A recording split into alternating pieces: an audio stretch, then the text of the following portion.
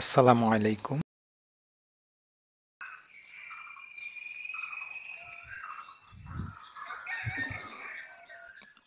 a1x plus b1y plus c1 equal to 0 এবং a2x plus b2y plus c2 equal to 0 সরল রেখা দুটি পরস্পর লম্ব হওয়ার শর্ত লেখো। লক্ষ্য করি দুইটি রেখার ঢাল m1 এবং m2 এটা ধরে নেওয়া হয়েছে যে দুইটা রেখা, সেই রেখা দুটার ঢাল হচ্ছে একটা m1 এবং একটা রেখার ঢাল হচ্ছে m2।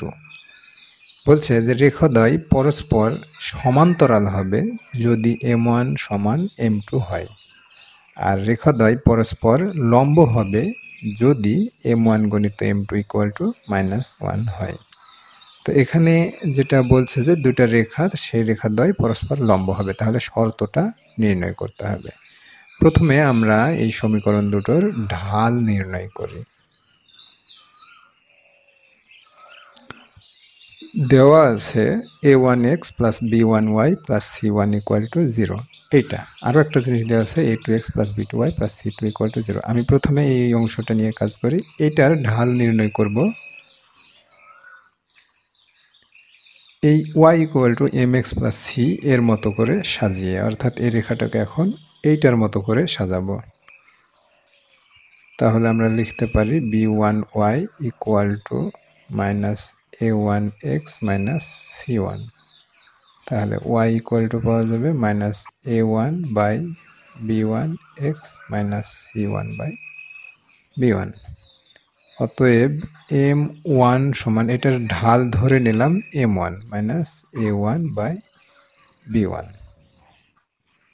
অর্থাৎ এই রেখা থেকে আমি প্রথমে এটাকে সাজালাম, এটাকে y equal to mx minus plus c আকারে চিন্তা করছি, y equal to mx plus c বা y equal to minus a1 b1 x plus c1 b1, এখানে মাইনাস দেব এটা। তাহলে এখন আমরা এটাকে 1 নম্বর দিই, 1 নং কে y equal to mx plus c।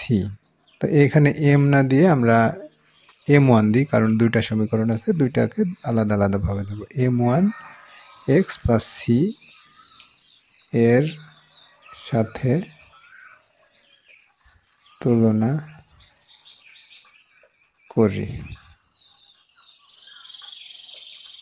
করিয়া পাই m1 সমান পাবো মাইনাস a1 বাই b1।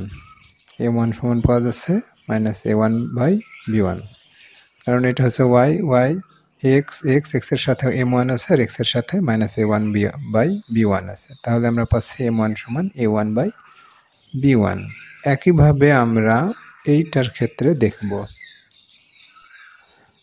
অনুরূপভাবে, অর্থাৎ এই ফরম্যাট অনুসারে আমরা এটাকে এখন যদি লিখি তাহলে আমরা পাই a2x b2y প্লাস c2 সমান 0। তাহলে y ইকুয়াল টু আমরা লিখতে পারবো যে a2 by b2x plus minus c2 by b2। এইটার ফাইনালি যে রকম শেপ এসছে এটারও একই রকম শেপ আসবে।